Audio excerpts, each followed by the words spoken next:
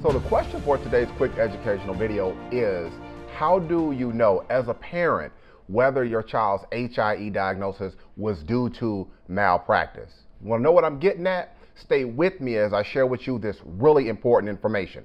A couple of weeks ago, I shot a video in which I talked about a tool that we put on our website called a birth injury checklist. And in that checklist, we go over certain things that are really important when we are talking about doing an investigation as to the cause of a baby's injury at birth, namely a brain injury. And so the purpose of this video today is to help you understand some of the steps or what has to happen to allow us, when we're doing a birth injury investigation, to have a good idea as to whether the cause of your baby's HIE diagnosis was due to medical malpractice. Now, there are a lot of things that we have to take into consideration, but for this video, I want to talk about one tool or one set of records that are really important. And those records are the readings from the electronic fetal heart monitor. Now, there's other things that we're also going to want to know too. We're going to take into consideration how was mom doing during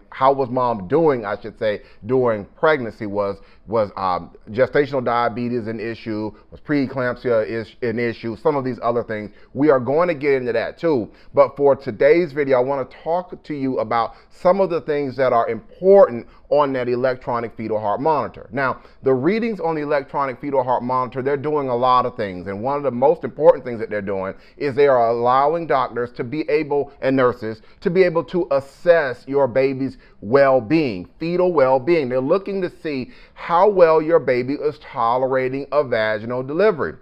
And so that electronic fetal heart monitor is looking at things like your baby's heart rate. That's what it's looking at. But it's also looking at other things such as variability. It's looking at whether bradycardia is present. It's looking at whether tachycardia is present. It's looking at whether there are late deceleration. It's looking at the deceleration pattern. So all of these things, in conjunction with what is going on during labor and delivery, they allow medical malpractice or birth trauma attorneys like myself to be able to get a gauge as to what was the cause of your baby's brain injury at birth. That's what we're looking at. Now, we do know that in some instances there could be genetic and there could be developmental issues which are present. So if you've got things like that that are going on, then it's going to be a strong argument. It's going to be made that it was not medical malpractice or it was not birth trauma.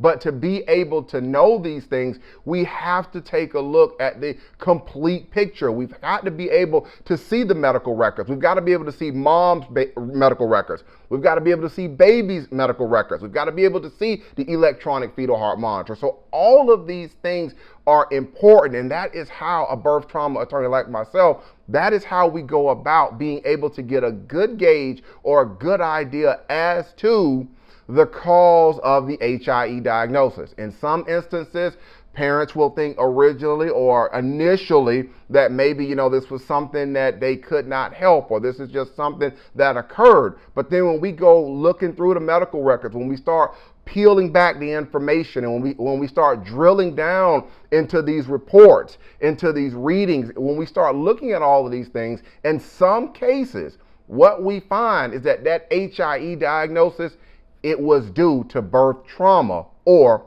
medical malpractice. If you have more questions, if you would like to talk with me further about your child's HIE diagnosis, there's a telephone number down below. Go ahead and pick up the phone and call me. I talk with families all the time about these issues. HIE, hypoxic ischemic encephalopathy, cerebral palsy, MAS, meconium aspiration syndrome, brachial plexus injuries that stem from possible shoulder dystocia, and a whole host of issues. I talk with families all the time, and I would love to take some time and listen to your story. All right, one more thing before I leave. I practice law here in the state of Maryland, and I know this video is on the internet, so if you contact me and you are not in Maryland, you've got to understand that what we have to do is we have to use co-counsel or local counsel, in other words, an attorney in your state or your area, to help push the case forward if this is something that we think that we can help you with. And so on that co-counsel thing, that's something that we will handle for you on our end. So I just want to make sure that you understand the co-counsel piece. All right, that's going to be it for today's quick educational video. Again, I'm Marcus Boston, and I'm one of the childbirth injury and medical malpractice attorneys practicing law here in the state of Maryland at Boston Law Group, LLC. We will see you next time. Take care and enjoy the rest of your day.